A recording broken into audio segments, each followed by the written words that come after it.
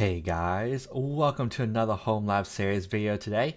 In today's video, we'll be talking about Plane, which is a project management software that is kind of an alternative to like Jira. It's pretty enterprising, but they have a community version that you can download and use, especially in my opinion, when I used it, it was great for a home lab, great if you kind of just getting started with, project management without, wanting to pay for the price of, Atlassian suites. So there'll be a lot of cool things with this. So hopefully I can show you guys how to get it, working, installed, and then what you can do with it. And especially if you love project management or hate project management, is a great way to kind of, just take a stab at it and do kind of what you feel like.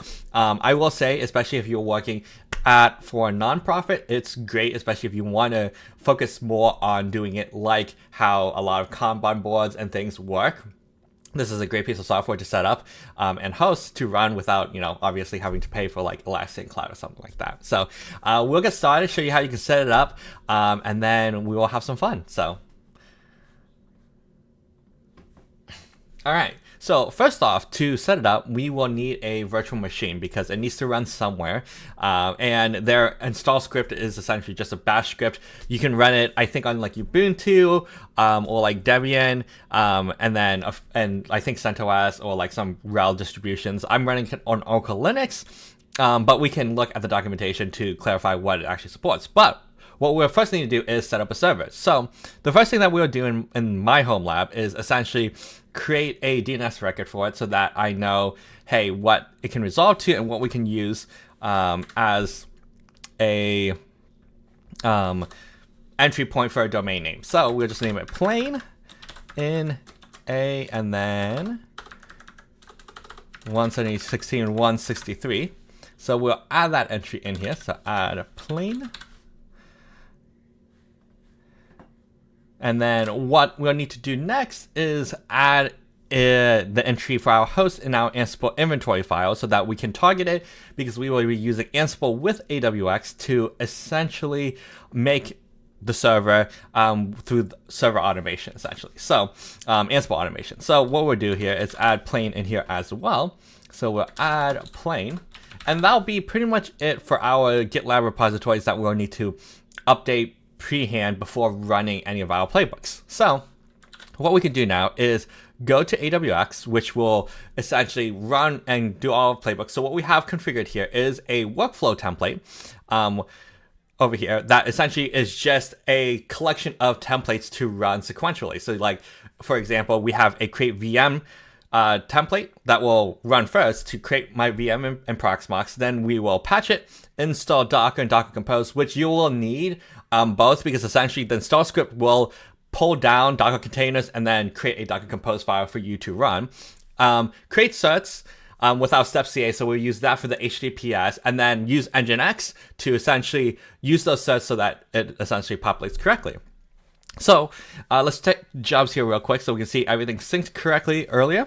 So we can run this. So we'll do plain. We'll enter the IP address, so 163. The VM name will be whatever we want in Proxmox, so I just drag it in front of it just to make it simpler. And then what we'll do is the proxy address. So in this case, I would usually just go to the documentation. So like plain Docker, we can see that the documentation here on how it works. So Ubuntu, Debian, CentOS, Amazon Linux are the supported operating systems. So they have an install script that will essentially install it, and we will use that in here, but we will actually install the community edition. So you want to scroll down, go to the community edition, and then you can scroll through, and you can see that running the setup script, there will be a few things. So the engine export is set to, by default, on 80. I'm going to switch that to 8080, mainly because I'm running Nginx and that's also on 80 too. So it'll conflict. So what we want to do is just do 8080, and we'll update that when we do the config. So now that we have everything configured for the prereqs needed for creating the VM, we can launch it. And then we can see the status of the VM creating. So in Proxmox, if I was logged in Proxmox, you would see, hey, it's grabbing the template, provisioning it. And then if I logged into the server right afterwards, you can see, I could see it patch, install Docker, set up some certs, and then set up Nginx. But I won't bore you with all the steps of what it's actually doing, because essentially this is all automated, and that's kind of the plan for, any home lab, is to just make it so that you click a few buttons and you just let it run. So we will resume the video once this is finished. Alright, so now that it has finished creating the VM, what we can do is SSH to it. So we SSH to plain.dragon.local, type in the password, and then we will essentially have the SSH interface console. So here we go. So what we can do is essentially now run through the installation. So you can make the directories. You don't have to necessarily make the directories, but we'll just make the directories anyways. So we'll cd into plain. And then what we'll do is curl and grab their setup script. So setup script, then we will make it executable. And then essentially what we can do is essentially run it. So you will essentially run it with input 1 to do the installation. So let's do it. So setup 1 to install, and then it will essentially pull all the Docker images. Failed to pull images, which was interesting. So let's do it again. Let's see if it was just doing something weird. All right, so I figured out why it was erroring, because the policy parameter doesn't exist in Docker 250, which is what I downloaded, because that was back in the day when I configured it. I was downloading an older version of Docker Compose. So what we need to do is update Docker Compose. So we'll update it to 233. In this case, by just grabbing it from the GitHub repository, and then just putting it in the same directory where my current Docker Compose is set to. So that should grab. So now if I do like a Docker Compose v, Docker Compose is actually updated. So that was the problem with the install, because it was expecting certain parameters for Docker Compose that didn't exist in an older version. So make sure you have the latest version. So I need to update my playbook to actually use the latest version now. But now what we can do is the install. So we can go back and we can do the install. Plain self-hosted and setup. So now we can do the install again, and this time it will still do the set errors, and that's totally fine. But it will actually now be able to pull the images, is what I was expecting originally. So it will pull the images here. And then once it's done pulling, we will continue on with the documentation. All right, so now that it has finished pulling, it took about a minute to get everything all squared away. What we can do, let's look at the documentation, and we'll update some of the configuration files. So what we'll need to do is update these parameters. So Nginx port, and we recall we're using 8080 instead of 80. The web URL, we can do HTTPS, and it looks like the cores allowed origins, which we'll also set. So taking a look, we can go to the plain app directory, and there should be an plain.env. So app domain, so this looks like we can update this, and we'll just name it plain.dragon.local. So 8080 for the Nginx port, this will do HTTPS because we got Nginx running with it, and same thing here with HTTPS. And I think those were it. Although if you're doing this in an actual production environment, you'll want to upgrade the passwords, such as like the Postgres password here. You don't want it to be plain, and then any other passwords like GrabMQ password, you want to update that. And then also min.io stuff, secret access key and secret key, you also don't want defaults. So, but for home lab testing purposes, if you're just creating it just for the fun of it, the URLs at the top, I think, are the only thing that you need to really update. So we'll do that. And then let's take a look here. So after updating the things, we can run the setup, and we'll use 2 to start the services. So we'll go back down a directory. We'll do setup, and then 2. So this should essentially start all the services, and it won't actually need to pull the images because doing the install actually did the Docker Compose pull. So it pulled everything already. So essentially that 60 seconds is not needed anymore because it'll just be, oh, the images are right here. We'll start running. So you'll see here that all 22 things are created. So the volumes, the containers, and now it's doing a post setup, which is waiting for data migration to make sure, hey, all the data, if you were to be running this in, doing an upgrade, that the data there matches what needs to be there. So I'm not entirely sure how long this is going to take. So we might resume this video once this is finished. All right, so now it has finished the data migration API service and the plain server has started. What we can do is now actually go to the browser and set up our stuff. So we'll go to plain.dragon.local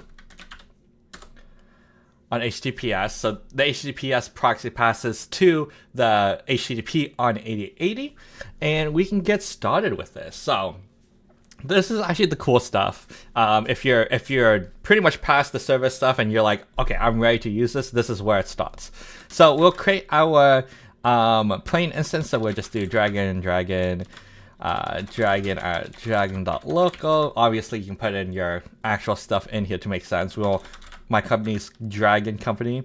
We'll type in a password, and apparently if it's more than 8 characters, it's strong enough. So and then we will uncheck the box because we don't do collection stuff, and that's pretty much it for getting oh, I love it. It says God mode. Perfect. See, this is why I love doing stuff like this and looking at, like, self-hosted stuff that you can do with community, because I mean, that's just like a gamer thing, God mode. Let's be honest. So okay, I'll stop admiring this. But you can see this is the admin configuration. So there really isn't much to do in here unless you want to do some like admin-y stuff. But we can redirect to plain, and we will log in here. So you can still use the same email as the one that you set up for your admin.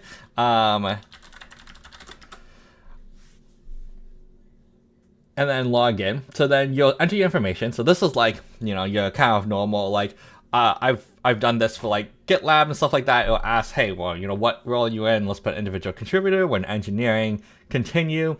Name for my workspace, we'll just do Dragon. So we'll create that. We can hilariously put 500 plus, even though it's just gonna be me, myself, and I. Hit continue. You can invite your teammates. You'll have to probably have the SMTP stuff set up if you were to do this, so that it sends out emails, but we're all doing this locally on a home lab, so we'll do this later. And then this is pretty much the start of using Plain. So let's take a product tour, because essentially, if you've never used project management software, this will be completely new to you. If you use like Jira or like Focal Board or any of those sorts, it'll be pretty similar. The differences will be the interface, essentially. So you'll essentially be able to create issues, which is essentially like Jira tasks or items that you'll want to do. Cycles are essentially like your sprints. So like Jira sprints, cycles are essentially kind of like the exact same thing. You'll be able to say, hey, I want this cycle or the sprint to start from this date and this end date. So you can group all your items together that you want to get done in, 2-week sprints, 3-week sprints, depending on how your company works. Modules. I don't know off the top of my head what modules are really. Break your big things into projects or features to help you organize better. So these are kind of like epics, it seems like, or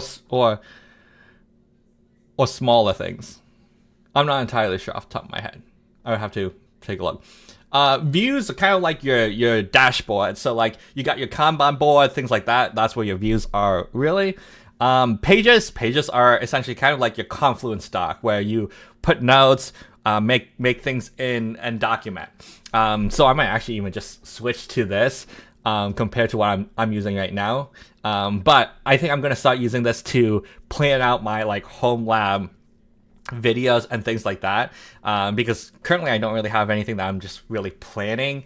It's just kind of, hey, I'm gonna just go do this and that. But I think this year we're going to change it up a little bit. So we'll create our first project. We'll just name it Dragon to create. And then we got kind of all of our things. There are a few things that isn't included in the community edition, such as time tracking. So if time tracking is something that your company wants, if you're setting this up for like a business, you will need a pro license for the time tracking. Now, there are other pieces of software out there that I've posted that you could use to do time tracking outside of this too. So, but if you want it all in one, they do offer time tracking. It is in the pro version though. But outside of that, this pretty much has your really basic project management stuff, which is really cool. So to kind of show you what it kind of goes through like one thing, we'll create a few issues. So first issue would be like start a YouTube channel, right? Because I want to do all the stuff. So you can see in here that we got all these states. So backlog to do, in progress, done, canceled. So in this case, it's done. You can add who essentially is assigned to it. There's priorities, so you can say, hey, yeah, this was urgent. If I don't have a YouTube channel, I can't post any of these YouTube videos, right?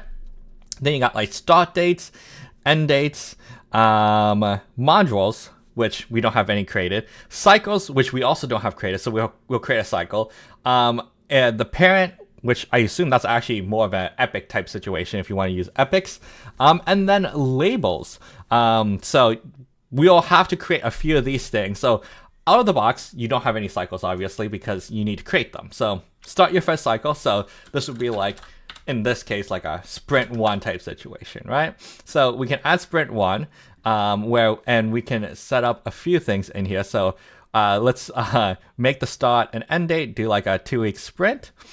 And then you can add issues to it. So we can go back to our issue. We can now add it to the cycle. And then that is in the cycle that we can look. So you can see it's in cycle of sprint 1.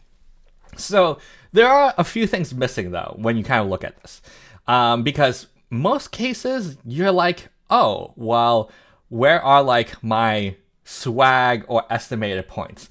Now let's be honest. If you're an engineer, you're like estimated points, swag. Those don't matter. Those are all just randomly created numbers that make people feel better about how much work they're actually doing, regardless of whether or not 1 point means a day, 1 point means this level of effort or whatever. Right? At the end of the day, you get a task, and you do it, and it takes as long as how long it should take. Now, obviously, if you're procrastinating, that's a different story. But the points are nice, especially from a project management level of people, to kind of help identify and scope an estimate of where you want to be. So by default, it doesn't actually show that in here, so you have to enable it. So if you go to your project, so in the projects, there's 3 dots over here, go to settings, then go to estimates. You can add an estimate system. So this is actually kind of cool because this pretty much will tell you, hey, how do you want your estimates to work?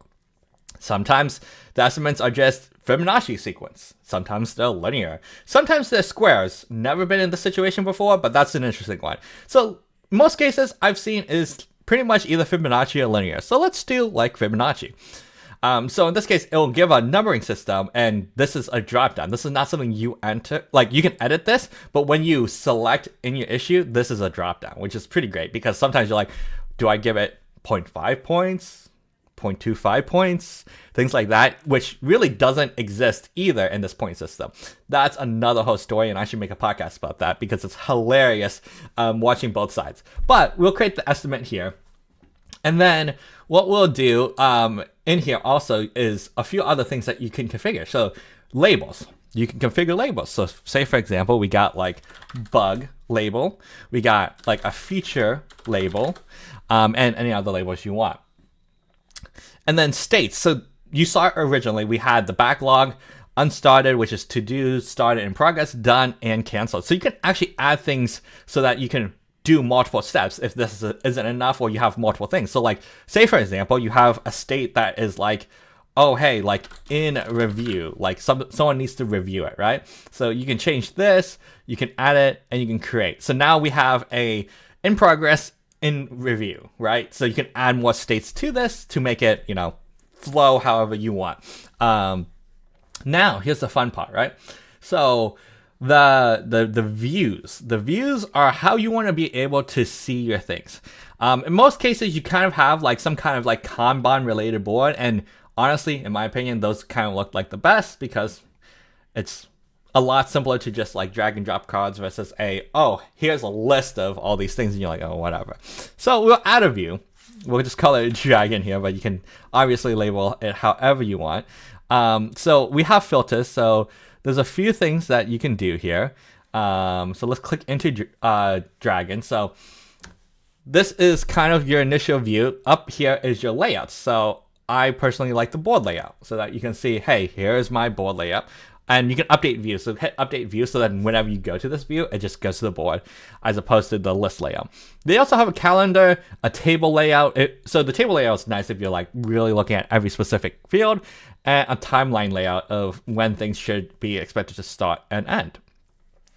But let's add a few new issues. So create YouTube video on plane. So this isn't actually done, but this is in progress. And then we'll create like another issue, upload video of plane. And we will set this to be to do because it needs to essentially be to do. But you can see here that you can edit things, you can set things in here as well. So like hi. This is pretty low. You can click on it, get the same kind of output, and add the stuff to it too as well. So we added to like the sprints.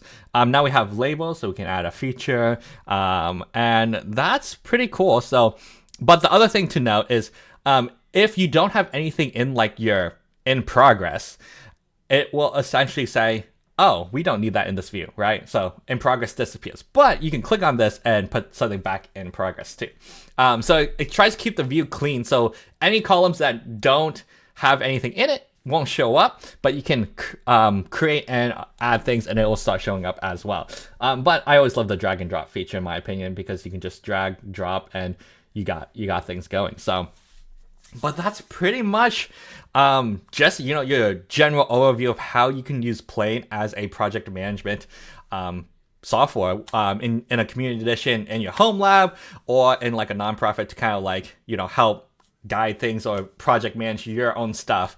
And I think I'm definitely going to be using this because I think it's really cool and I really need some project management around my YouTube videos right now. So, yeah, that's pretty much it. I've so far have loved it. I think this is very enterprisey, or it feels enterprisey compared to some of the more, open source people have just created. Like you get your very simple ones, right? This one feels like it definitely has a lot more enterprise features that you could use before going pro. So you got analytics as well, and then your pages. You can create your first page and use it. So you got, you essentially like Confluence-ly like page.